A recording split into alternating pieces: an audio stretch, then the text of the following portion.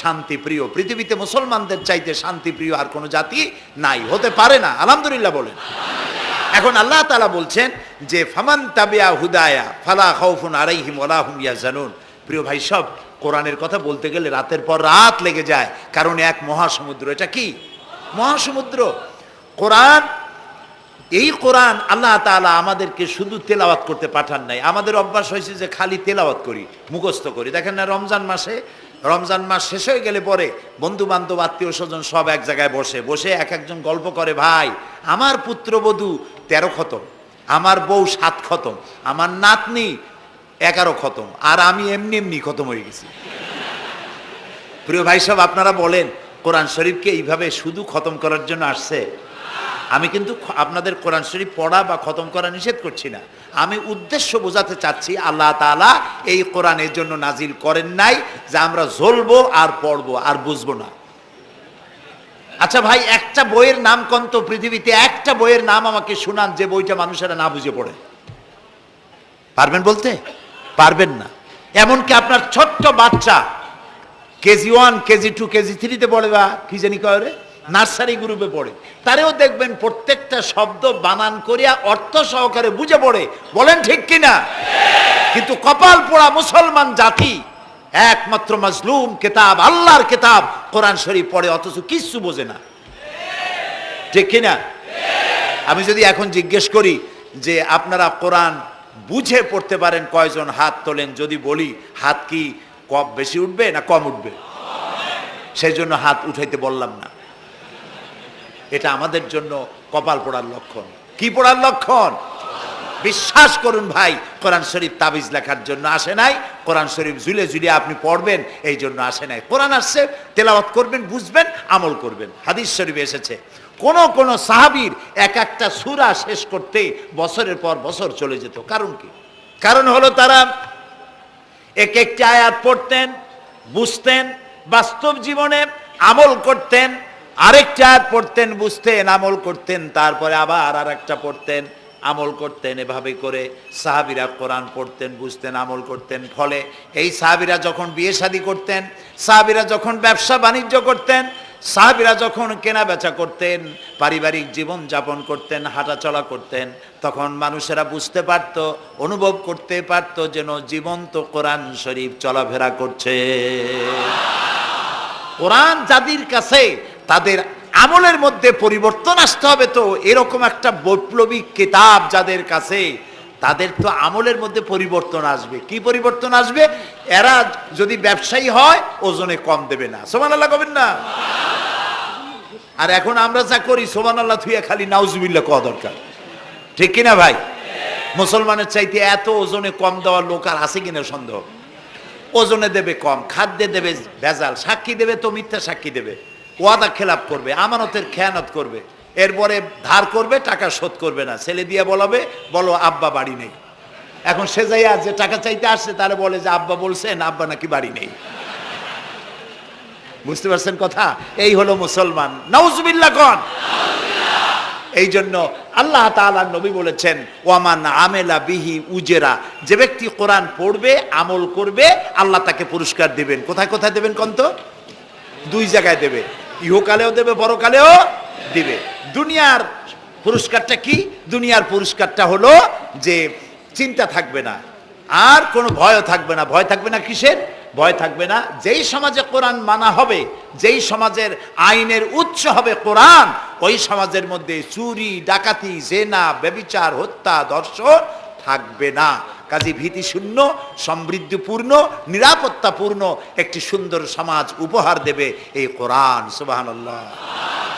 সেই কোরআন আমরা তাবিজ বানাইছি, এটারে গোলাইয়া, এই কোরআন শরীফের পাতা লিখিয়া, তারপরে কি জানি কয়, পানির মধ্যে দিয়ে গোলাইয়া এগুলি খাওয়া হয়, মাদুলির মধ্যে ঢুকাইয়া গলার মধ্যে ঝুলানো হয়। দেখেন এই বাংলাদেশে যেসব কোরআন শরীফ ছাপা হয়, এই সব কোরআন শরীফের দুরবস্থা। এটা আছে কিনা আমি জানি না, আলহামদুলিল্লাহ এটা নাই। কোন কোরআন শরীফ যে বাংলাদেশে ছাপা হয়, সেগুলিতে লেখা থাকে সূরায়ে মায়েদার নকশা, সূরা ইউসুফের নকশা, সূরায়ে বনি ইসরাইলের নকশা। এই নকশা লিখা গলায় ঝুলাইলে পেটে ব্যথা ভালো হবে, ওই নকশা ঝুলাইলে মেয়ের বিয়ে হবে তাড়াতাড়ি, এই নকশা ঝুলাইলে যে মেয়েকে পছন্দ করো বিয়ে করতে পারবা তাড়াতাড়ি। নাউজুবিল্লাহ কর। নকশার মধ্যে আছে কি? নকশার ভিতরে আছে 1293, 1711, 513 হাবি জাবি কতগুলো নাম্বার দিয়া তারপরে লাল কালি দিয়ে দাগ দিয়ে দিয়ে ধান্দাবাজি করা। এরপরে ওই ধান্দাবাজি তাবিজের কোনায় কোনায় লেখে ইয়া জিব্রাইলো, ইয়া মিকাইলো, ইয়া ইসরাফিলো, ইয়া আজরাইলো। উপরে লেখে ইয়া বদুহ, নিচে লেখে ইয়া বদুহ। আমি একজন তাবিজ লেখককে জিজ্ঞেস করলাম, ভাই ইয়া আজরাইলু ইয়া মিকাইলু তো বুঝলাম, ইয়া বদুহ কি? কয়ে যে হুজুর আমি নিজেও বুঝি না বদুহ কি। এই হলো তাবিজ। এই তাবিজ লেখার জন্য আল্লাহ তাআলা কোরআন নাজিল করেন নাই। কথা কি বুঝে আসছে? তাবিজের জন্য আসে নাই, তদবিরের জন্য আসে নাই, শুধু পড়ব এজন্য আসে নাই। কোরআন এসেছে বোঝার জন্য, তেলাওয়াতের জন্য, বোঝার জন্য, কোরআন অনুযায়ী জীবন গড়ার জন্য। আল্লাহর নবী তাই বলেন, ওয়ামান আমেলা বিহি উজরা, কোরআন শরীফ যে পড়বে আর আমল করবে দুনিয়ায় শান্তি দেওয়া হবে, আখিরাতেও পুরস্কৃত করা হবে। আখিরাতের পুরস্কারটা কি? নবীজি বলেছেন, মান কারাল কোরআনা ফাস্তাজহারাহু ফাহাল্লা হালালাহু ওয়া হাররামা হারামাহু আদখালাহুল্লাহুল জান্নাহ ওয়া শাফাআহু ফি আশরাতিন মিন আহলি বাইতিহি কুল্লুহুম কাদ ওয়াজাবাত লাহুন নার। সাদাকান নবী সাল্লাল্লাহু আলাইহি ওয়াসাল্লাম। নবী করিম সাল্লাল্লাহু আলাইহি ওয়াসাল্লাম বলেছেন, যে ব্যক্তি কোরআন পড়লো, বুঝলো, আর কোরআনের হালালকে হালাল জেনে চললো, হারাম থেকে বিরত থাকলো, আর কোরআনের আইনকে প্রতিষ্ঠিত করার আন্দোলনে শরীক হলো, সুবহানাল্লাহ গণ, এরকম লোককে আল্লাহ তাআলা কিয়ামতের দিন জান্নাত দান করবেন। সুবহানাল্লাহ। ওয়ামান আমেলা বিহি উজরা ওয়ামান হাকামা বিহি আদালা। এ কোরআন শরীফ দিয়ে যে বিচার করবে, আল্লাহ তাআলা বলছেন সেই করবে কেবলমাত্র জাস্টিস, কিসত, জাস্টিস, ইনসাফ কায়েম করতে পারবে, যে কোরআন দিয়ে বিচার ফয়সালা করবে। আমাদের দেশে এই যে কোর্ট কাছারি আদালত আছে, এই কোর্ট কাছারি আদালতগুলি কোরআন দিয়ে যদি বিচার করতেন সেটা ইনসাফ হতো। যেহেতু ইনসাফ, আল্লাহর চাইতে ইনসাফগার আর কেউ নাই। আছে কি বলেন? নাই। এখানে ধরুন একজন মানুষ যদি একজনের একটা ঠ্যাং ভাঙে ফেলাই দিল, তাহলে বিচার কি হবে? ব্রিটিশ ল যেটা আছে, বাংলাদেশ পেনাল কোড যেটা আছে, এই পেনাল কোডে বলা হবে যে সলিমউদ্দিন ঠ্যাং ভাঙছে বসিরউদ্দিন, যে ভাঙছে তার জন্য শাস্তি এই হবে 6 মাসের জেল, 2000 টাকা জরিমানা করে দিল। এখন আপনি বলেন বিচার মাফে কি দিয়া? ইনসাফের প্রতীক কি? ইনসাফের প্রতীক দাড়িপাল্লা। এই দাড়িপাল্লায় এখন আপনি ওজন দেন ইনসাফ। ঠ্যাং ভাঙছে কার? সলিমউদ্দিন, তার ভাঙ্গা ঠ্যাং এক পাশে থন এক পাল্লায়, আর বসিরউদ্দিন ভাঙছে ঠ্যাং, সেই কারণে তার 2000 টাকা জরিমানা আর 6 মাসের জেল আর এক পাল্লায় রাখেন। এবার দাড়ি ধরে টান দেন, সমান হবে? যদি 50,000 টাকা জরিমানা হয় আর 6 বছরের জেল হয়, তাও কি সমান হবে? হবে না। সমান হবে কি হলে? সমান হবে ওই সলিমউদ্দিন ভাঙ্গা ঠ্যাং এক পাল্লায় দাও, আর যে ভাঙছে তার নাম কি? বসিরউদ্দিন। বসিরউদ্দিন কেউ যদি থাকেন রাগ করবেন না, আমি একটা দৃষ্টান্ত দিচ্ছি। এখন ওই বসিরউদ্দিন ভাঙ্গা, তারও একটা ঠ্যাং ভাঙ্গিয়া যদি এই পাল্লায় রাখেন, এখন যদি টান দেন, তাহলে সমান হবে কিনা বলে? এটা হচ্ছে কোরআন। এই কোরআন বলছে পায়ের বদলে পা, হাতের বদলে হাত, নাকের বদলে নাক, চোখের বদলে চোখ, জানের বদলে জান। সুবহানাল্লাহ। এটা ইনসাফ। এই ইনসাফ হচ্ছে কোরআনের দেওয়া ইনসাফ। সুতরাং আল্লাহ তাআলা নবী বলছেন, ওমান হাকামা বিহি আদালা, যে ব্যক্তি এই কোরআন দিয়ে বিচার ফয়সালা করবে, যে ব্যক্তি, যে পরিবার, যে সমাজ, তারা ইনসাফ কায়েম করতে পারবে। যেহেতু আল্লাহর চাইতে ইনসাফগার পৃথিবীতে আর কেউ নাই, আকাশেও নাই, জমিনেও নাই। রাসূলুল্লাহ বলছেন, ওয়ামান দা ইলাইহি হুদিয়া ইলা সিরাতিল মুস্তাকিম, যে ব্যক্তি কোরআনের দিকে মানুষকে দাওয়াত দেয়, সেই একটি সহজ সরল রাস্তার দিকে দাওয়াত দেয়, যে রাস্তার শুরু পৃথিবী থেকে আর রাস্তার শেষ জান্নাতুল ফেরদাউসে গিয়া। সুবহানাল্লাহ। এটা হচ্ছে সেই কোরআন। বুঝতে না পারার কারণে আমরা বিপদে পড়েছি। প্রিয় ভাই সব, আপনারা আছেন কষ্টে, বসেছেন পানির মধ্যে, আছেন দাঁড়াইয়া, মাথার উপরে ছেঁড়া সামিয়ানা বিরক্ত করছে। আমি লম্বা করতে চাই না। অল্পের মধ্যে ছেড়ে দেই, যাতে করে আপনাদেরও সুবিধা হয়, কষ্ট না হয়।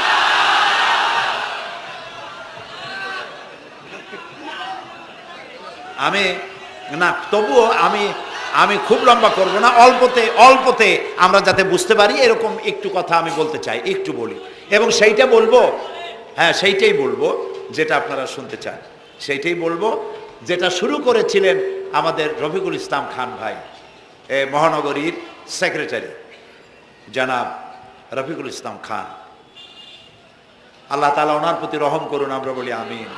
এবং আমার বক্তৃতার পরে আমরা আমাদের সম্মানিত অ্যাসিস্ট্যান্ট সেক্রেটারি জেনারেলের কিছু কথা আমরা শুনবো ইনশাআল্লাহ।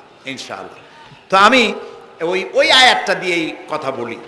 আল্লাহ তাআলা বলছেন, ইয়া আইয়ুহাল্লাযীনা আমানু হাল আদুল্লুকুম আলা তিজারাতিন তুনজিকুম মিন আযাবিন আলীম تؤمنون بالله ورسوله وتجاهدون في سبيل الله بأموالكم وأنفسكم ذلكم خير لكم إن كنتم تعلمون। হে বিশ্বাসীরা, তোমরা যারা ঈমান এনেছো শোনো, হাল আদুল্লুকুম আলা তিজারাতিন, আমি কি তোমাদেরকে এমন একটি ব্যবসার কথা বলবো না যে ব্যবসায় তোমাদেরকে জাহান্নামের কঠিন শাস্তি থেকে তোমাদেরকে রক্ষা করবে? এমন একটি ব্যবসার কথা বলবো না? তার মানে অবশ্যই এরকম একটা ব্যবসার কথা আমি তোমাদের বলবো যে ব্যবসা তোমাদেরকে জাহান্নামের কঠিন শাস্তি থেকে বাঁচায় দেবে। সুবহানাল্লাহ বলি। জাহান্নাম থেকে বাঁচাবার জন্য ব্যবসা শিখাচ্ছেন কে? আল্লাহ। এবার দেখেন, ব্যবসা এটা করলে লাভও আছে, নোকসানও আছে, ঠিক না? বলেন আছে কিনা? লস অ্যান্ড প্রফিট এর মধ্যে থাকবেই। কিন্তু আল্লাহ রাব্বুল আলামিন বলেন, আমার সঙ্গে যে ব্যবসা করবে ওই ব্যবসাটা হচ্ছে তিজারাতান লান তাবুর। আমার সাথে যে ব্যবসাটা করবা এই ব্যবসায় কোনো নোকসান নাই, শুধু লাভ লাভ আর লাভ। কে বলতেছেন?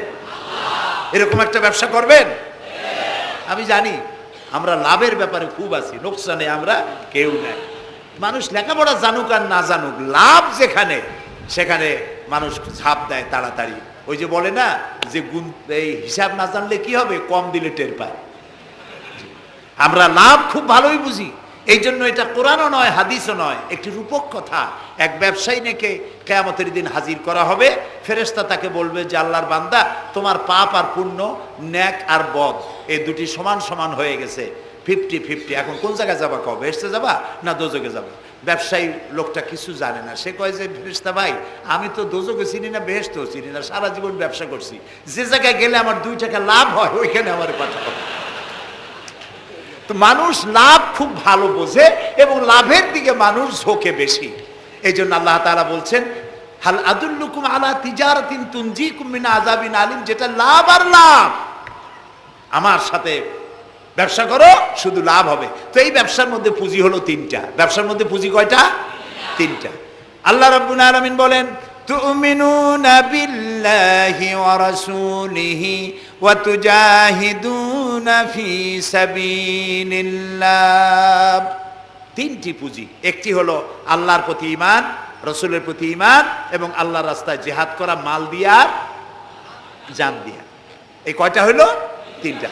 চলুন এই 3টি কথার ব্যাখ্যা করে তারপরে মোনাজাত করব সংক্ষেপে, যেন আমরা আল্লাহর সাথে ব্যবসাটা শুরু করতে পারি আজকে থেকেই। আল্লাহ যেন তৌফিক দেন, বলেন আমিন। 1 নম্বর হচ্ছে তুমিনুনা বিল্লাহ, আল্লাহর প্রতি বিশ্বাস, আল্লাহর প্রতি ঈমান। বলেন আল্লাহর প্রতি ঈমান। এখন আপনারা বলবেন যে এটা তো কোনো নতুন কথা হলো না, আল্লাহর প্রতি ঈমান আনছি, যদি ঈমানই না থাকতো তাহলে কি বৃষ্টির মধ্যে এই পানির মধ্যে আমরা কি বসে থাকতাম? 100% সত্য কথা। ঈমান না থাকলে কেউ আসতেন না, আর এই পানির মধ্যে, ঝড়ের মধ্যে বাঁশ ভাঙ্গে মাথায় পড়তে পারে এই ঝুঁকি নিয়ে বসতেন না, ঠিক কিনা ভাই? আমরা সবাই ঈমানদার। তবে আল্লাহর উপর ঈমান আনতে হলে 4টি শর্ত লাগে। কয়টি শর্ত? 4টি শর্ত ফুলফিল করলে আল্লাহর উপর ঈমান এনেছি বলে প্রমাণিত হবে, নইলে আল্লাহ আছে একথা নুরা পাগলাও বলছে। নুরা পাগলার বলা আর আপনার আমার বলা এটা তো এক হওয়ার কথা না, ঠিক কিনা বলে? তা আল্লাহর উপর ঈমান আনতে হলে শর্ত কয়টা? 4টা। এক নম্বরের শর্ত হলো আল্লাহর জাত সম্পর্কে স্বীকার করে নেওয়া, আল্লাহর অস্তিত্ব, আল্লাহ আছেন এটা মেনে নেওয়া। তো আল্লাহ আছেন এ ব্যাপারে আমাদের কোনো দ্বিমত নাই, ঠিক না? এবং কোরআনে কারিমের ছোট্ট একটি সূরায় আল্লাহ তাআলা তার নিজের জাত সম্পর্কে এভাবে বলেছেন, কুল হুয়াল্লাহু আহাদ। আমরা জানি না এই সূরা, পড়েন, কুল হুয়াল্লাহু আহাদ আল্লাহুস সামাদ লাম ইয়ালিদ ওয়া লাম ইউলাদ ওয়া লাম ইয়াকুন লাহু কুফুয়ান আহাদ। আল্লাহ তাআলা বলেন, বলো হে নবী আপনি বলুন, আল্লাহ এক এবং একক, তিনি কারো মুখাপেক্ষী নন, তিনি কাউকে জন্ম দেন নাই, তাকেও কেউ জন্ম দেয় নাই। দুনিয়া এই আকাশে এবং জমিনে তার সমকক্ষ কেউ নাই। তিনি এক, তিনি একক, তিনি ছিলেন, তিনি আছেন এবং তিনি থাকবেন। লাইসা কামিসলিহি শাইউন, তার মতো কেউ নাই। তবে প্রশ্ন ওঠে আল্লাহ আছেন কোথায়? এরকম একটা প্রশ্ন করা যেতে পারে, আল্লাহ কোথায় আছেন? বলতে পারবেন কোথায় আছে? এটি নিয়ে বিভ্রান্তি আছে মানুষের মধ্যে। কেউ বলেন আল্লাহ সদা সর্বত্র বিরাজিত, সব জায়গায় তিনি আছেন। এই কথাটি সত্য নয়। আল্লাহর যদি সব জায়গায় থাকা লাগে তাহলে পৃথিবীর মধ্যে ভালো জায়গাও আছে, খারাপ জায়গাও আছে। আছে না খারাপ জায়গা? আমি সেসব জায়গার নাম নিলাম না, আপনারা বুঝে নেন। তাহলে আল্লাহ সব জায়গায় থাকলে এই কথা যদি সত্য হয় তাহলে এটি অত্যন্ত বেয়াদবিমূলক কথা, এ কথা ঠিক না। আল্লাহ আছেন কোথায়? আল্লাহ নিজেই বলছেন তিনি কোথায় আছেন। কোরআনে কারিমে রব্বুল আলামিন তিনি কোথায় আছেন একথা তিনি নিজেই বলে দিয়েছেন, আর রহমানু আলাল আরশিস তাওয়া। আল্লাহ তাআলা আরশের উপরে আছেন, সুবহানাল্লাহি ওয়া বিহামদিহি। এবং প্রত্যেক রাত্রে তিনি শেষ রাত্রে প্রথম আকাশে আসেন, নবী করিম সাল্লাল্লাহু আলাইহি সাল্লাম বলেছেন। প্রিয় ভাই সব, তো আল্লাহ তাআলা সদা সর্বত্র বিরাজমান যে কথাটা বলা হয় এটা আক্ষরিক অর্থে ওরকম না, এটা ব্যাখ্যা সাপেক্ষে কথা। আল্লাহ সদা সর্বত্র সব জায়গা সম্পর্কে ওয়াকিফাল, তিনি সব জানেন, সব দেখেন। তিনি সামিউন, তিনি বাসিরুন, তিনি দেখতে পান, তিনি শুনতে পান। আপনার আমার দেখার মধ্যে কোনো বাধা, প্রাচীর, অবস্ট্রাকশন কিছু একটা থাকতেই পারে। আল্লাহর দেখার মধ্যে কোনো বাধা নাই। অন্ধকার রাতেও দেখেন, কুয়াশাচ্ছন্ন হলেও দেখেন, মেঘের মধ্যেও দেখেন, তার দেখায় কোনো বাধা নাই, তার শোনায় কোনো বাধা নাই। এমনকি মহাসাগরের অতল তলদেশে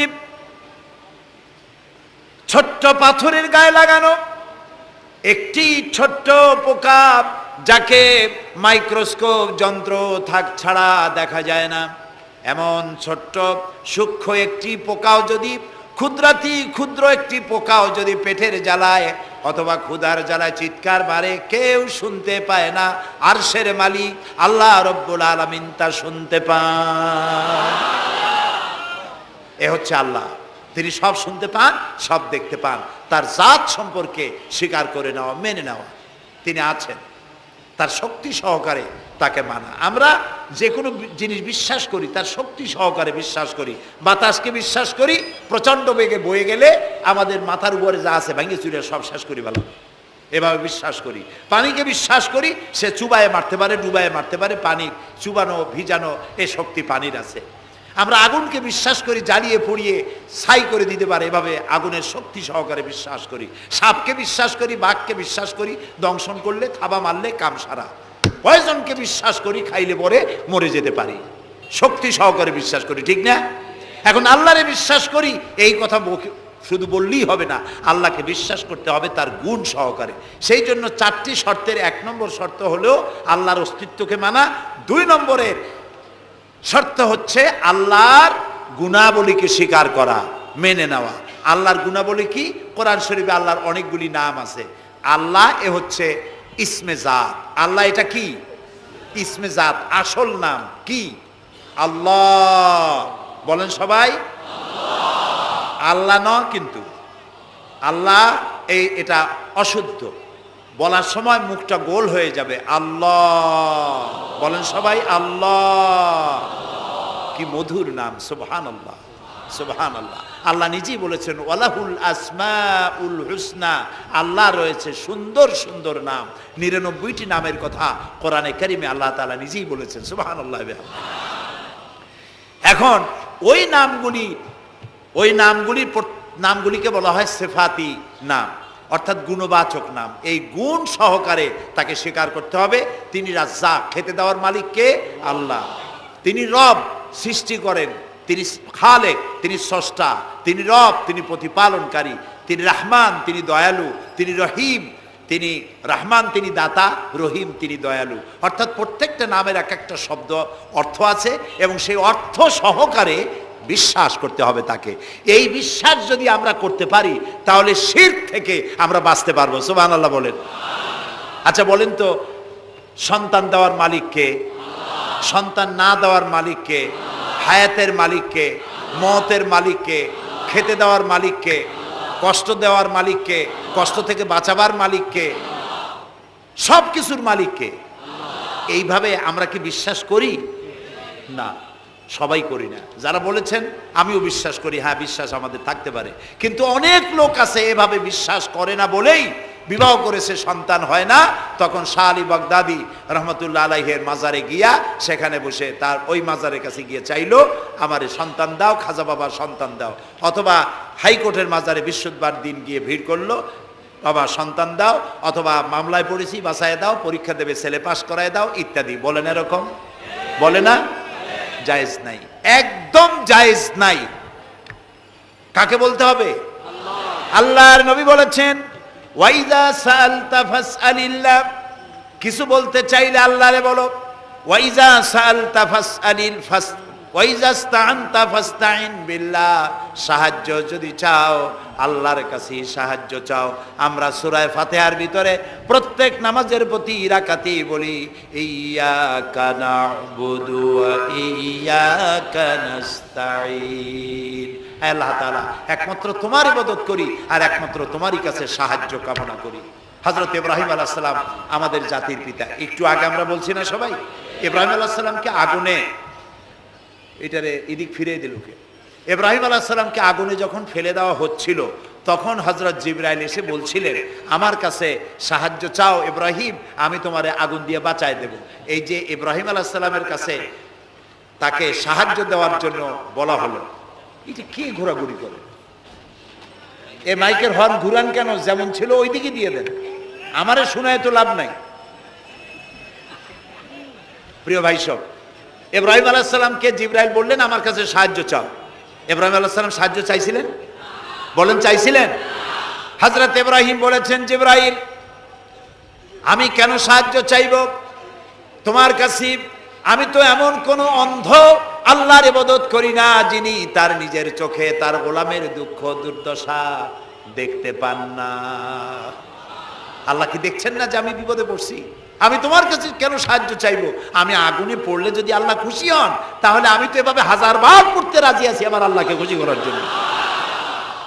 এটা হলো আল্লাহর প্রতি বিশ্বাস এবং আল্লাহর কাছে চাওয়া। চাইতে হবে কার কাছে? আমি বিপদে পড়ছি বলবো কারে? আমি অশান্তিতে আছি বলবো কারে? আমার অভাব আছে বলবো কারে? সর্বাবস্থায় আল্লাহকে বলতে হবে। দেখুন আমাদের জাতির পিতা ইব্রাহিম আলাইহিস সালামের কথা এ কোরআন শরীফে আল্লাহ তাআলা বলে দিয়েছেন। তিনি কি বলেছেন? হযরত ইব্রাহিম বলেছেন আল্লাযী হুয়া ইউতঈমুনি ওয়া ইয়াসকিন, আমি যখন ক্ষুধার্ত হই আল্লাহ আমারে খাওয়ান, আমি যখন তৃষ্ণার্ত হই আল্লাহ আমারে পান করান। ওয়া ইযা মারিতু ফাহুয়া ইয়াশফিন, আমি যখন অসুস্থ হই আল্লাহ আমারে রোগ মুক্ত করেন। সুবহানাল্লাহ। আইয়ুব আলাইহিস সালাম 18 বছর রোগ ভোগ করলেন, কষ্ট পাইলেন, তিনি সাহায্য কার কাছে চাইছিলেন? ইউনূস আলাইহিস সালামের মতো বিপদে এই পৃথিবীর কোন মানুষ এত বড় বিপদে পড়ে নাই। মাছে তারে গিলে ফেলল, পানির অতল তলদেশে মাছ চলে গেল, মাছের পেটে দরজা নাই, জানালা নাই, ভেন্টিলেটর নাই, মাথা গলাইয়া কোন রকম বাইর হবে এমন কোনো পথ নাই, বাঁচার কোনো উপায় নাই। হযরত ইউনূস আলাইহিস সালাম যখন মাছের পেটের ভিতরে এই বিরাট বিপদে পড়ে গেলেন, হযরত ইউনূস আলাইহিস সালাম সাহায্য কার কাছে চেয়েছিলেন বলুন? তিনি পড়লেন। আল্লাহ তাআলা তার ঘটনা কোরআন শরীফের মধ্যে এভাবে বর্ণনা করেছেন, ওয়াজান্নুন ইয যাহাবা মুগাদিবান ফাযান্না আন লান নাকদিরা আলাইহি ফানাদা ফিয যুলুমাতি আন লা ইলাহা ইল্লা আনতা সুবহানাকা ইন্নী কুনতু মিনাজ জালিমিন। আল্লাহ শোনাচ্ছেন, ও পৃথিবীর মানুষেরা শোনো, ইউনূসকে যখন মাছে গিলে ফেললো, সে তখন ত্রিবিধ ফানাদা ফি যুলুমাত জমায় কাসির, ত্রিবিধ অন্ধকারের ভেতর থেকে তিনি চিৎকার মারলেন। রাতের অন্ধকার, মাছের পেটের অন্ধকার, পানির অন্ধকার, এই ত্রিবিধ অন্ধকারের মধ্য থেকে ইউনূস আলাইহিস সালাম চিৎকার মারলেন, লা ইলাহা ইল্লা আনতা, আয় আল্লাহ তুমি ছাড়া কোনো ইলাহা নাই, সুবহানাকা, আমি তোমার প্রশংসা করছি। আয় আল্লাহ তাআলা, আমি আমার নফসের উপরে জুলম করেছি, আমার উপরে আমি জুলম করেছি। আল্লাহ তাআলা এই চিৎকার শুনেছিলেন, শুনেছেন?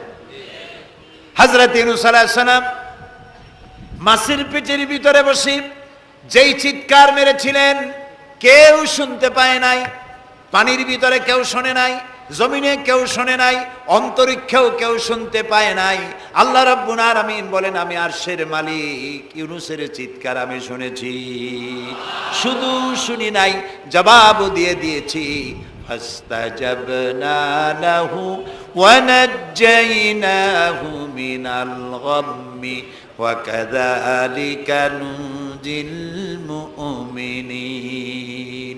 আমি ইউনূসের ডাকের সাড়া দিয়া দিলাম, বিপদ থেকে বাঁচাই দিলাম। মাছের পেটের ভিতরে যন্ত্রণা শুরু হয়ে গেল, মাছ দেখলো বমি না করলে আর বাঁচবো না, এমন অবস্থা মাছের হয়ে গেল। মাছ পেটের ব্যথার জ্বালায় বেসে উঠলো, কেনারায় চলে গেল। ইউনূস আলাইহিস সালামকে বমি করে ফেলে দিল, মাছও বাঁচলো, ইউনূস আলাইহিস সালামও বাঁচলেন। আল্লাহ তাআলা বলেন, শুধু ইউনূস রে নয়, ওয়া কাযালিকা নুনজিল মুমিনিন, আমার মুমিন বান্দারা যদি বিপদে পড়ে, এরকম বিপদে যদি পড়ে যায় আর আমারে যদি ডাকে, আমি আল্লাহ রব্বুল আলামিন এই বিপদ থেকে যত বড় বিপদ হোক আমি আল্লাহ বাঁচায়ে দেব। তা আল্লাহ বিপদ থেকে বাঁচাবেন, আর আমি মুসলমান বিপদে পড়েছি, মাজারে গিয়া চাইলাম, নাউযুবিল্লাহ। বিশ্বাস করুন ভাই, বিশ্বাস করুন, কবরের ভিতরে যিনি শুয়ে আছেন, যত বড় পীর হোক, যত বড় খাজা বাবা হোক, আপনাকে সাহায্য তিনি করতে পারবেন না, পারবেন না, পারবেন না। একটু কমন সেন্সের কাছে অ্যাপিল করি, সাধারণ বিবেকের কাছে আপনাদের, যারা এই যে দেখুন হযরত শাহজালাল রহমতুল্লাহ আলাইহি সিলেটে শুয়ে আছেন, বলুন তো তার মাতৃভাষা কি? আরবি। তিনি ইয়েমেন থেকে এসেছিলেন। বাগেরহাটে শুয়ে আছেন হযরতে খান জাহান আলী রহমতুল্লাহ আলাইহি, তার মাতৃভাষা ছিল আরবি। হযরতে খাজা মঈনুদ্দিন চিশতি রহমতুল্লাহ আলাইহি শুয়ে আছেন আজমিরে, তার মাতৃভাষা আরবি। আমরা বাংলাদেশ থেকে, এই দেশ থেকে কোনো লোক গেল সিলেটে, গেল বাগেরহাটে অথবা বাগদাদে চলে গেল, এইসব বড় বড় আল্লাহর ওলিদের মাজারে গিয়ে বাংলা ভাষায় বলল, বাবা আমি তো বিপদে পড়ে আসছি, নির্বাচনে দাঁড়াইছি, আমি যেন জিততে পারি। অথবা দেখেন না, মাজার দিয়ে শুরু করে সবাই। অথবা যায় বলল যে আমার বিয়ে করেছি 15 বছর, বাচ্চা হয় না, আমার একটা বাচ্চা। অথবা মামলায় পড়েছি, আমার একটু জিতায় দাও। ব্যবসা করি, এত টাকা লস দিতে দিতে শেষ হয়ে গেছি। বাবা আপনি বললেন কোন ভাষায়? শাহজালাল খুব বুঝলেন, বড় পীর সাহেব খুব বুঝছেন। তাহলে আপনার 1 নম্বর ফায়ার মিস হয়ে গেল, মিস ফায়ার। আচ্ছা, 2 নম্বর কথা হলো, যার কাছে আপনি চাইলেন তিনি ওখানে ঘুমন্ত আছেন না চেতনা আছেন, এ ব্যাপারে আপনার কোনো গ্যারান্টি আছে, নিশ্চয়তা আছে? আপনি যখন দোয়া করতেছিলেন তখন উনি চেতনা না ঘুমে? যদি ঘুমায় থাকেন তাহলে 2 নম্বর মিস ফায়ার। আপনি যা চিল্লাইলেন উনি কিছুই শুনল না। 3 নম্বরে, কবরে যে শাহজালাল রহমতুল্লাহ আলাইহি অথবা মঈনুদ্দিন চিশতি রহমতুল্লাহ আলাইহি, আল্লাহর ওলিরা, যত বড় বড় ওলি আল্লাহ আছেন, যার কাছে আপনি বিশ্বাস করেন ওলি হিসেবে, উনি যে কবরে আছেন তার নিশ্চয়তা কোথায়? কবরে তো নাও থাকতে পারেন, কারণ আল্লাহ তাআলার 2টা জায়গা আছে করা। বিদেহী আত্মা, এই দেহ থেকে আত্মা যখন সরে যায়, আল্লাহ যখন নিয়ে যান, দেহটার তো কোনো দাম নাই, এটা হচ্ছে নশ্বর, আত্মা হচ্ছে অবিনশ্বর। এ দেহটা মাটির সাথে পচে যাবে, গলে যাবে, কোরআন শরীফে বহুবার বলা হয়েছে। তো আল্লাহ তাআলার দুইটা মেহমানখানা আছে, একটা হলো সিজ্জিন আর একটা নাম বলেন ইল্লিন, দুইটা মেহমানখানা। যেমন এই পৃথিবীতেও মেহমানখানা দুই রকম হয়, সরকারের দুই রকম মেহমানখানা। চোর, ডাকাত, খুনি, বদমাস এগুলি যদি গ্রেফতার হয় তাহলে ওরা খাবে কি? ওদের তো শ্বশুর বাড়ি দিয়ে অথবা বাপের বাড়ি দিয়ে ভাত খাবার দেওয়া হবে না, গভর্নমেন্টের মেহমান হয়ে গেছে। কাজী এদের জন্য মেহমানখানা গভর্নমেন্টের একটা আছে, সরকারি মেহমানখানা। ওইটা কোনটা কোন তো? ও, তাও আপনারা চেনেন। আর একটা মেহমানখানা হচ্ছে ভিআইপিদের জন্য, যারা ভেরি ইম্পর্টেন্ট পার্সন অথবা ভেরি ভেরি ইম্পর্টেন্ট পার্সন যারা, তাদের জন্য, অর্থাৎ প্রেসিডেন্ট, প্রধানমন্ত্রী, মন্ত্রী, এমপি, সচিব, ওনারা যখন বাংলাদেশের কোনো জায়গায় বেড়াতে যান তখন সরকারি মেহমানখানা ওনাদের জন্য থাকে। ওইটার নাম কি? সার্কিট হাউস, ডাক বাংলা ইত্যাদি, রেস্ট হাউস, এগুলি তার জন্য থাকে। তো পৃথিবীর মানুষের জন্য শ্রেণীভেদে যদি এ ধরনের মেহমানখানা থাকে, তো যারা নাকি দুনিয়া থেকে মারা যাবে ওদের জন্য আল্লাহর মেহমানখানা থাকতে নাই? আছে। এবং সেটা আগেই বলেছি, যারা জাহান্নামে যাবে ওদেরকে রাখা হবে সিজ্জিন নামক একটা মেহমানখানা আছে, ওখানে তারা থাকবে। আর যাদেরকে আল্লাহ জান্নাতে নিবেন, তো বিচারের আগে তো জান্নাতে নেবেন না, তাদেরকে ইল্লিন নামক সার্কিট হাউস জাতীয়, এই জাতীয় একটা ভালো জায়গায় আল্লাহ তাআলা তাদের রাখবেন। তাহলে আপনি যে কবরের কাছে যায় চাইলেন, হয় ঘুমায় আছে, আপনার ভাষা বুঝলো না, আর কবরে থাকলেও ঘুমে আছে নাকি তাও আপনি জানেন না, আর কবরে নাই এটাও হতে পারে যে আল্লাহ তাআলা অন্য কোথাও তাকে নিয়ে রেখেছেন। কাজেই তিনটা জিনিসই, আপনার পথের ভাড়া নষ্ট, পরিশ্রম নষ্ট, আর তিনটা ফায়ার করছিলেন, তিনটা ফায়ার মিস হয়ে গেল। তাহলে হবে এমন সত্তার কাছে, কোনো পীর নয়, বুজুর্গ নয়, খাজা বাবা নয়, চাইতে হবে এমন সত্তার কাছে যিনি কখনো ঘুমান না, যিনি বাংলাও বোঝেন, ইংরেজিও বোঝেন, আরবিও বোঝে, উর্দুও বোঝে, সকল ভাষা যিনি সৃষ্টি করেছেন। সেরকম কেউ কি আছেন? আছেন? কি নাম তা? এক আঙ্গুল আকাশের দিকে উঁচু করে বলেন, নাম কি? আরো জোরে বলেন, আবারও বলেন, সুবহানাল্লাহ, আলহামদুলিল্লাহ বলেন। এই জন্য নবী করিম সাল্লাল্লাহু আলাইহি ওয়াসাল্লাম বলছেন, ওয়াইজা সাআলতা ফাসআলিল্লাহ, কিছু বলতে হলে আল্লাহরে বলো। ওয়াইজা ইসতাআনতা, সুয়াল করলে আল্লাহরে বলো। ওয়াইজা ইসতাআনতা ফাসতাইন বিল্লাহ, আর যদি সাহায্যের প্রয়োজন হয় কোনো ব্যাপারে, যে কোনো ব্যাপারে সাহায্যের প্রয়োজন, আল্লাহর কাছে চাও। আমাদের অবস্থা হলো এই যে ইমাম তো দুর্বল, বিপদে পড়লেই দৌড় দেয় মাজারের দিকে।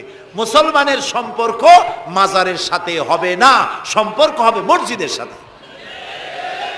আল্লাহর নবী যখনই বিপদে পড়তেন, মুসিবতে পড়ে যেতেন, সঙ্গে সঙ্গে উজু করে মসজিদে নববীর ভিতরে প্রবেশ করতেন, 2 রাকাত কাজায়ে হাজাতের নামাজ পড়তেন, আল্লাহর দরবারে হাত তুলতেন, চোখের পানি ছেড়ে দিতেন, আল্লাহ রাব্বুল আলামিনের দরবারে মোনাজাত কবুল হয়ে যেত। নবীজি আমাদেরকে উপদেশ দিয়েছেন, বিপদে যদি পড়ো, মুসিবতে যদি পড়ে যাও, উজু করো, মসজিদের ভিতরে ঢুকে যাও, কাজায়ে হাজাতের নামাজ পড়ো, আর সেজদায় পড়ে চোখের পানি দিয়া, গাল ভিজানো নয়, চোখের পানি দিয়া যায় নামাজ ভিজিয়ে দাও, আর আল্লাহর কাছে প্রার্থনা করো, কাঁদতে থাকো। রব্বুল আলামিন, আল্লাহর নবী বলেছেন, বান্দা যদি গুনাহ মাফির জন্য গুনাহ করেছে, লজ্জায় অনুতপ্ত হয়ে অনুশোচনা করে বান্দা যখন কাঁদতে থাকে, চোখের পানি নাকের অর্ধেক আসতে না আসতে আল্লাহ রব্বুল আলামিন বান্দারে মাফ করে দেন। বিশেষ করে বুড়া মানুষ, আমাদের মধ্যে 2 শ্রেণীর লোক আছে, যুবক আর বৃদ্ধ। মাহফিলগুলিতে আল্লাহর মেহেরবানি যুবকেরা অনেক বেশি আসে, আলহামদুলিল্লাহ বলে। এরকম আসতে করলেন কেন? আপনি তাকায় দেখেন, ডানে বায় তাকান, ডানে বায় তাকান, দাড়ি পাকা কয়জন আছে দেখেন। 2%, 3% or 5% দাড়ি পাকা হতে পারে, 95% যুবক আর যুবক। সুবহানাল্লাহ, আলহামদুলিল্লাহ। বামপন্থীদের এখানেই কষ্ট, এখানেই কষ্ট। তারা চিন্তা করে এত কষ্ট করিয়া পয়সা করি দিয়া তারপরে কর্মী বানাইলাম, একটা মাহফিলে গিয়া কি এর একটা সমাবেশ দেখলো, মাহফিলে গেল, আমাদের পুকুরের জিয়ানো মাছগুলি সব ইসলামের পুকুরে চলে গেল। এটা তাদের জন্য হেভি লস। আসলে ওরা ধরে রাখতে পারবে না, ঠেকাইতে পারবে না। গায়ে তো মুসলমানের রক্ত, রক্ত কার? এসব যুবকেরা একটা মুসলিম মায়ের পেটে জন্মগ্রহণ করেছে, একটা মুসলিম পিতার জন্মে আসছে। আর রাসূলুল্লাহ যুবকদের ব্যাপারে যে কত কথা বলেছেন, সুবহানাল্লাহ বলো আগেই। রাসূলুল্লাহ বলেছেন কিয়ামতের দিন আল্লাহর আরশের ছায়া ছাড়া কোনো ছায়া থাকবে না, প্রচন্ড রৌদ্র হবে, জমিনটা তামার মতো হয়ে যাবে। ইন্না লিল্লাহি ওয়া ইন্না ইলাইহি রাজিউন। সেই জায়গায় আরশের নিচে 7 শ্রেণীর লোকদেরকে আল্লাহ তাআলা জায়গা দেবেন। কয় শ্রেণী? ওর মধ্যে এক শ্রেণী হচ্ছে অশাবুন নাশা ফি ইবাদাতিল্লাহ, ওই সব যুবক যারা রাত কাটিয়েছে আল্লাহর ইবাদতের মধ্য দিয়ে। সুবহানাল্লাহ। যুবকদের ইবাদতে আল্লাহ তাআলা বেশি খুশি হন, বেশি খুশি হন। কারণ হলো এই যে মসজিদের ইমাম সাহেব অথবা প্রাইমারি স্কুলের মাস্টার যদি বলে যে আমি ঘুষ খাই না, এই কথার কোনো দাম আছে? আপনি প্রাইমারি স্কুলের মাস্টার, আপনি মসজিদের ইমাম, আপনার ঘুষ দেবে কেটা? ঘুষ খাই না বললে তো হবে না। কোন মন্ত্রী যদি বলে, এসপি যদি বলে, দারোগা যদি বলে ঘুষ খাই না, 1000 বার দাম আছে, ঠিক না ভাই? এখন একজন বুড়া যদি বলে যে প্রত্যেক রাত্রে আমি তাহাজ্জুদ পড়ি, আপনি তো পড়বেনই, কারণ আপনার তো ঘুম আসে না। কাশিতে এমন পাওয়া পাইছে, চোরবাড়ির কাছে আসতে পারে রাতের বেলায়, খালি কাশা, জম্মের কাশা। আর যুবকের তো তামাম দুনিয়ার ঘুম আইসে ঠাইসে ধরে। সেই যুবক সে যদি এই ঘুমকে দুহাতে ঠেলে দিয়ে যদি মধ্যরাতের পরে, রাতের 2/3 পরে যদি নামাজে দাঁড়ায় যায়, আল্লাহ রাব্বুল আলামিন খুশি হয়ে যান।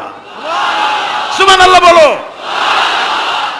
এই যুবকদের সম্পর্কে রাসূলুল্লাহ কি সুন্দর কথা বলেছেন। রাসূলুল্লাহ বলেছেন উসিকুম বিশ-শাবাবে খায়রা ফাইন্নাহুম আরাক্কু আফইদা লাকাদ বাসানি আল্লাহু বিল হানিফিয়্যাতি সামহা ফাখালাফানি আশ-শুয়ুখ ওয়া হালাফানি আশ-শাবাব। সাদাকান নবী সাল্লাল্লাহু আলাইহি ওয়াসাল্লাম। নবী করিম সাল্লাল্লাহু আলাইহি ওয়াসাল্লাম বলেছেন, আমি তোমাদেরকে উপদেশ দিচ্ছি তোমরা যুবকদের ব্যাপারে কল্যাণকামী হবে। সুবহানাল্লাহ বলেন। কারণ যুবকদের দিল নরম, আর আল্লাহ তাআলা আমাকে এই পৃথিবীতে উদারতা সহকারে দিন প্রতিষ্ঠার কাজে আমাকে পাঠিয়েছেন। আর এই পৃথিবীতে আমার আল্লাহর দেওয়া ইসলাম প্রতিষ্ঠা করার কাজে আমার বিরোধিতা করেছে বুড়োরা, আর সহযোগিতা করেছে যুবকেরা। দেখেন না রাসূলুল্লাহর সাথে বিরোধিতা কারা করলো? তাদের বয়স কত?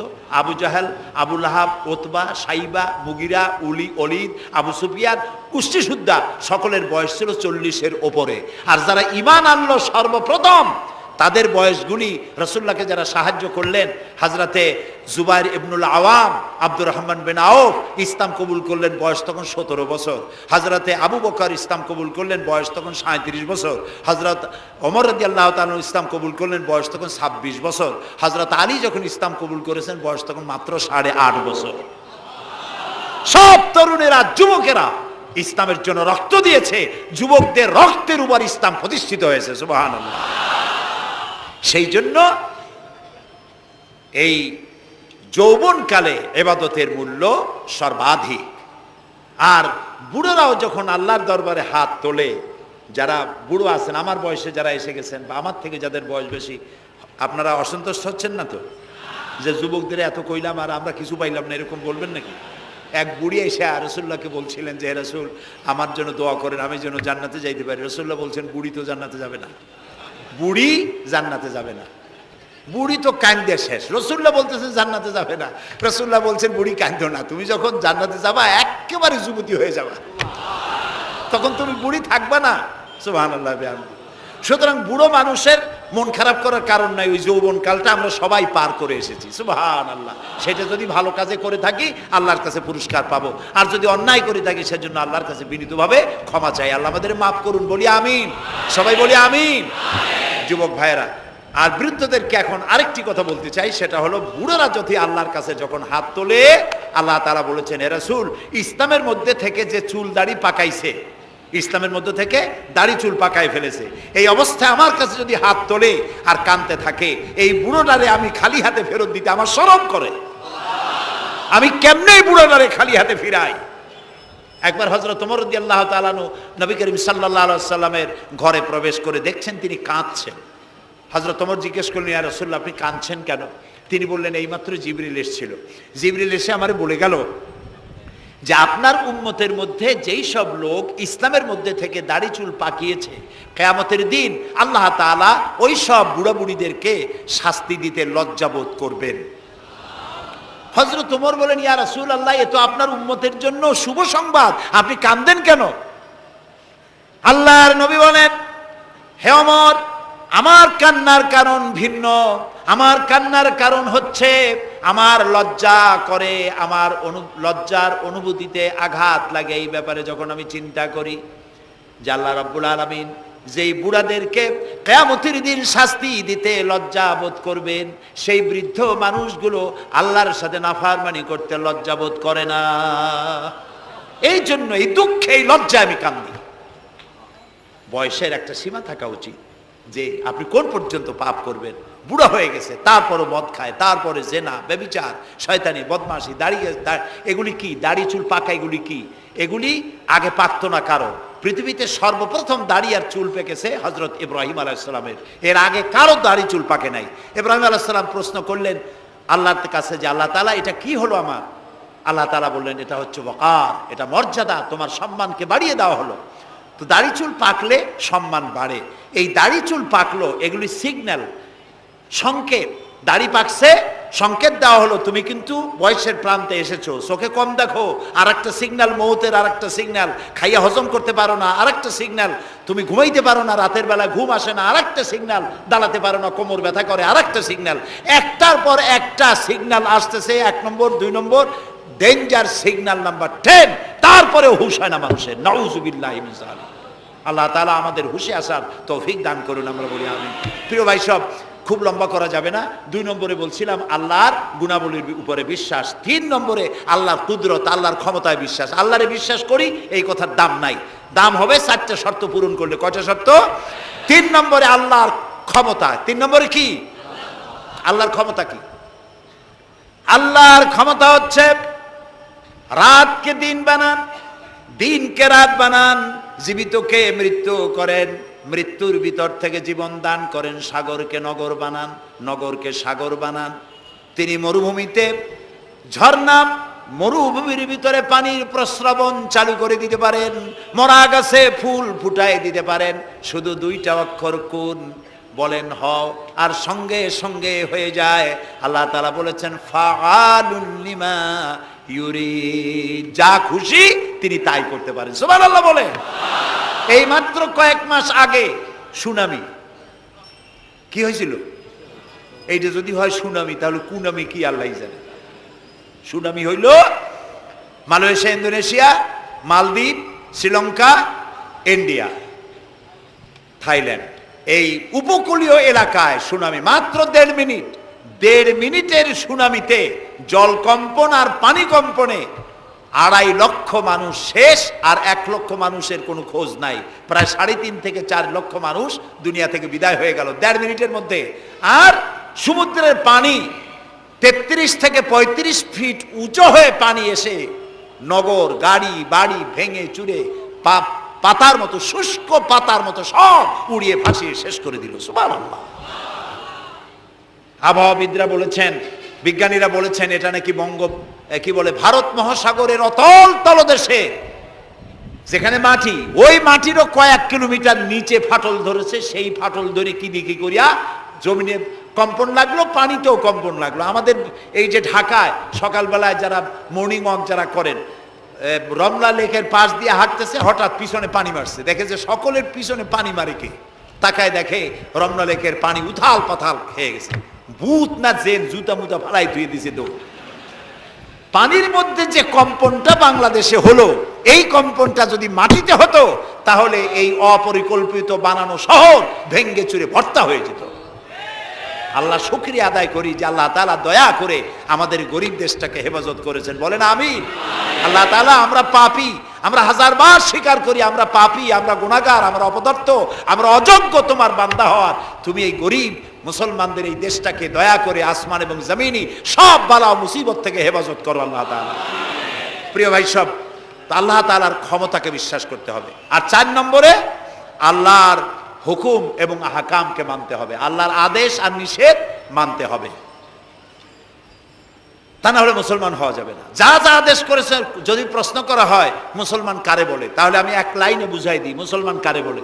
ব্যাখ্যা দেওয়া যাবে সারা রাত, কিন্তু ব্যাখ্যা দেওয়ার জরুরত নাই, এক লাইনে বুঝাই দিই মুসলমান কারে বলে।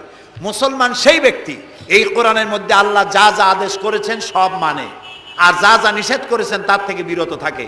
রাসূলুল্লাহ যা যা আদেশ করেছেন তা মানে, যা যা নিষেধ করেছেন তার থেকে বিরত থাকে। যে ব্যক্তি এটা করে তার নাম মুসলমান। বুঝে আসছে? তার নাম কি? মুসলমান। এই যে কি বলে, আমেরিকায় গত জুমার দিন এক মহিলা ইমামতি করলো মসজিদে, একজন কইল সুবহানাল্লাহ। এটা সুবহানাল্লাহ কওয়ার কথা? নাউজুবিল্লাহ বলে। কোন জায়গায় কি দোয়া পড়া লাগবে তাও একটু জানিয়ে শুনিয়া তারপরে সেগুলি বলা দরকার। প্রিয় ভাই সব, মহিলারা ইমামতি করতে পারে না, জায়েজ নাই, বিধান নাই।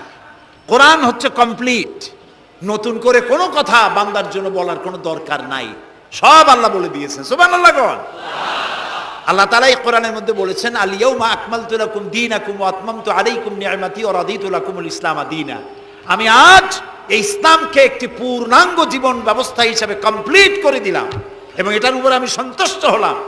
কে বলেছেন? আল্লাহ তাআলা বলেছেন এটা কমপ্লিট, নতুন করে কিছু করার দরকার নাই। আমাকে একজন জিজ্ঞেস করলো যে মেয়ে লোকের পিছনে নামাজ যে পড়া, মেয়ে লোক যে ইমামতি করতে পারবে না, এটা কোরআন শরীফের কোন আয়াতে আছে এবং হাদিসের কোন হাদিসে আছে যে মেয়ে লোক ইমামতি করতে পারবে না?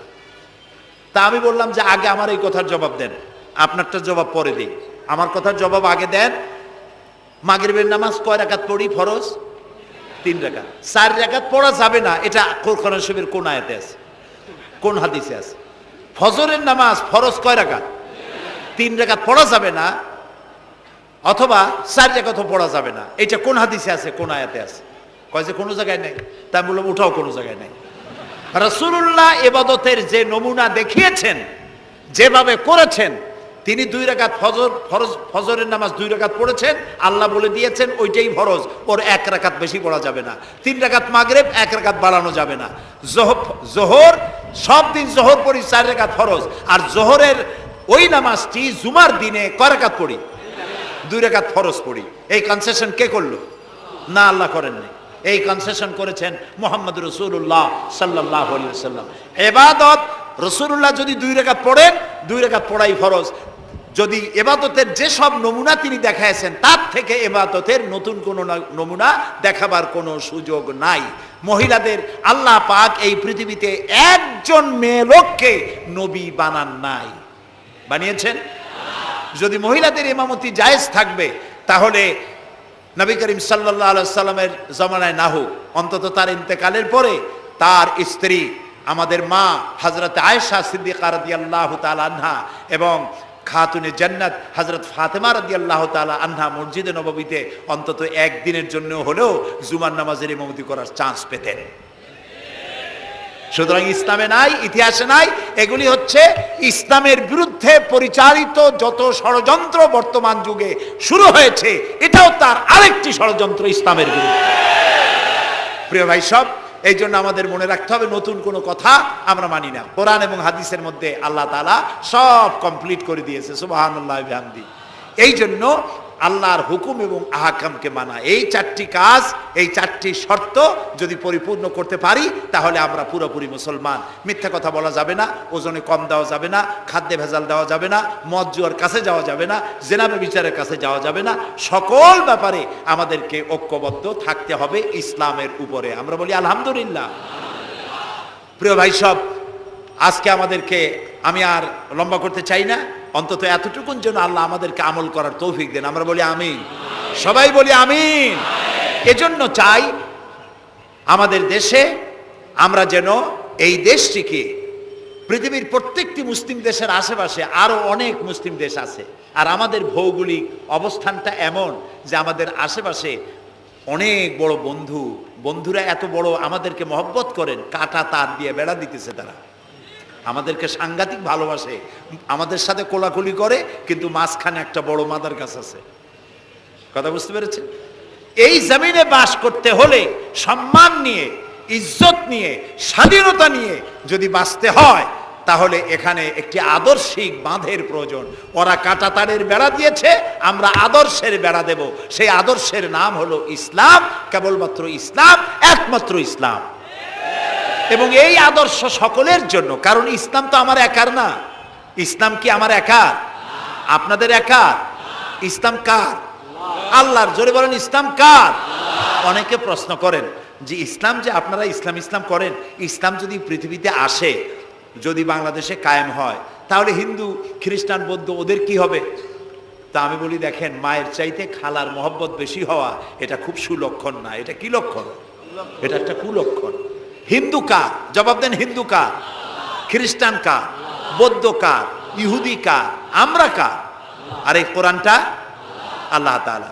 কই যে তা ঠিক, কিন্তু কোরআন তো 1400 বছরের পুরানা। এই পুরানা জিনিস দিয়া এই বিজ্ঞানের যুগে এটা চলবে কেমনে? কেমনে আমরা একসাথে থাকবো? বলি, ভাই, সূর্যটা কতদিনের পুরাতন কন্ত দেখি? কয় তা তো কোটি কোটি বছরের পুরানা। তো কোটি কোটি বছরের পুরানা সূর্য আগের মতো তাপ দেয় না ঠান্ডা ঠান্ডা ভিজে ভিজে লাগে? কয় যে না, তাপ দেয় তো ঠিক মতো। তো তাপ যদি ঠিক মতো দেয়, সেই তাপ কি শুধু মুসলমানে পায় না হিন্দুরাও পায়? ডাবের পানি যখন আমরা খাই, মুসলমানের মুখে মিষ্টি লাগে, আর হিন্দুরা যখন ডাব খায় তিতের চোটে গাল কানের কাছে যায় না? সবাই সমানভাবে পায়, বলেন? তাহলে কোটি কোটি বছরের পুরানা সূর্য জাতি, ধর্ম, দল, মত নির্বিশেষে বিশ্বব্যাপী যদি তার কল্যাণময়িতা, যদি তার কল্যাণ করতে পারে, তাপ দিতে পারে, আলো দিতে পারে সমভাবে, তাহলে মাত্র 1500 বছর আগের সূর্যের তুলনায় একেবারেই টাটকা কোরআন শরীফ। মাত্র 1500 বছর আগে এই কোরআন শরীফ দিয়ে যদি আইন তৈরি হয়, তাহলে হিন্দুর কোনো অসুবিধা হওয়ার কথা? খ্রিস্টানের, মেয়ে লোকের, পুরুষের, কারো কোনো অসুবিধা হবে? হতে পারি না, যেহেতু এই কথাগুলি কার? আল্লাহ তাআলার কথা। দেখুন, কোরআন যদি মানা হয়, যেখানে মানবেন সেখানে শান্তি, যেখানে মানবেন না সেখানে অশান্তি। আল্লাহ তাআলা এই কোরআন বোঝার তৌফিক আমাদেরকে দান করুন। আমরা বলি আমিন। কোরআন এইভাবে এই সামান্য সময় বোঝানো সম্ভব না। সেই জন্য আমি আপনাদেরকে উপদেশ দেওয়ার মতো আমি এরকম ধৃষ্টতা দেখাবো না। আমি পরামর্শ দিতে চাই আপনাদেরকে, যে সেটা হচ্ছে কোরআন বোঝার জন্য তাফসীর পড়বেন। কি পড়বেন কন্ত?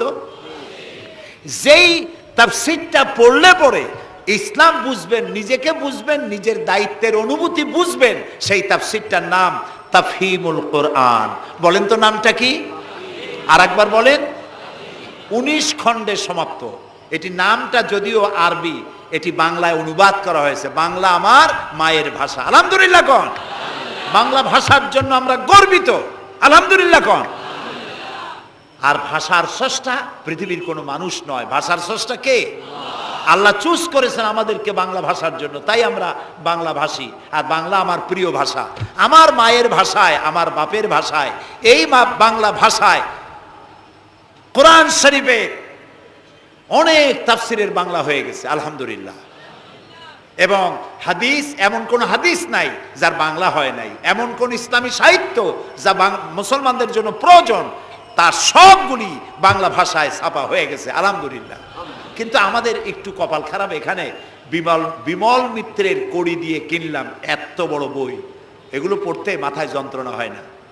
শরতের রচনা বলি, রবীন্দ্রের রচনা বলি, বঙ্কিমের রচনা বলি, পড়তে মাথায় যন্ত্রণা হয় না। বড় বড় নাম করা নাট্যকারদের লেখা এই সেই হাবিজাবি কত বইপত্র, সব পড়তে পারে, কিন্তু কোরআন শরীফের একটা তর্জমা, একটা আয়াত, 2টা আয়াত পড়ার মতো ধৈর্য আমাদের নাই। প্রিয় ভাই সব, যারা পড়ে না তারা পৃথিবী গড়তে পারে না, যারা পড়ে তারাই গড়ে।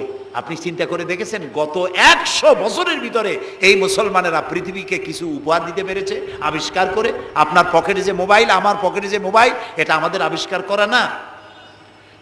কম্পিউটার আমাদের আবিষ্কার করা না? কিন্তু যখন আমরা পড়তাম তখন আমরা আবিষ্কারও করতাম। এক সময় ঘড়িটা আমরা আবিষ্কার করেছি। আপনার আমার হাতে যে ঘড়ি, এই ঘড়ি আবিষ্কার করেছে মুসলমানেরা। কম্পাস আবিষ্কার করেছে মুসলমান। অ্যালজাবরা, ম্যাথামেটিক্স, জিওমেট্রি আবিষ্কার করেছে মুসলমানেরা। এই সার্জারি, শল্য চিকিৎসা আবিষ্কার করেছে মুসলমানেরা। অনেক বন্দুক, কামান আবিষ্কার করেছে মুসলমানেরা। যারা যখন তারা পড়তো তখন তারা দেশ গড়ত, পৃথিবী তাদের পায়ের উপরে চুমা খাইতো। এখন লেখাপড়া নাই, অন্যের বানানোটা সেইটা গ্রহণ করি। যদি পড়তাম তাহলে নিজেকেও করতে পারতাম, পৃথিবীকেও কিছু দিতে পারতাম। এই জন্য কোরআন শরীফের মধ্যে আল্লাহ তাআলা প্রথম রসুলের কাছে যে আয়াত নাজিল করেছেন সেটা নামাজ না, রোজা না, হজ না, জাকাত না, প্রথম যে কথা বলেছেন সেটা ছিল ইকরা বিস্মি রাব্বিকাল্লাযী খালাক। পড়ো পড়ো, রিড অ্যান্ড রিড। তুমি তোমার প্রভুর নামে, তোমার আল্লাহর নামে পড়ো। আল্লাহ প্রথম কি বলেছেন? পড়ো। সেই পড়ার কাছে আমরা নাই। আমরা কি ওয়াদা করতে পারবো যে এখন থেকে আমরা পড়বো? পারবো ওয়াদা করতে? এই পৃথিবীকে যদি কিছু দিতে চাই, আমার নিজের পরিবার যদি গড়তে চাই, সমাজ এবং রাষ্ট্র বিনির্মাণে যদি কোনো অবদান রাখতে চাই, পড়ার কোনো বিকল্প নাই। আসুন আমরা সবাই মিলে পড়ি, ইসলামের বইপত্র পড়ি, সাহিত্যের কোনো অভাব নাই। ইসলামী সাহিত্যের বিশাল ভান্ডার খুলে দেওয়া হয়েছে বাংলাদেশে। আলহামদুলিল্লাহ কর, জোরে আলহামদুলিল্লাহ কর। তাফহিমুল কোরআন কোথায় আছে খুঁজে বের করতে হবে। মাত্র 1000 টাকা হাদিয়া, মাত্র 1000 টাকা। পানের দোকানেও এখন তাদের পুঁজি অনেক বেশি। আলহামদুলিল্লাহ, আমার দেশের মানুষের ইনকাম বাড়ছে। আলহামদুলিল্লাহ কর। এইরকম আলহামদুলিল্লাহ কোন আসতে পয়সা বাড়লো আপনাদের? কোন আলহামদুলিল্লাহ।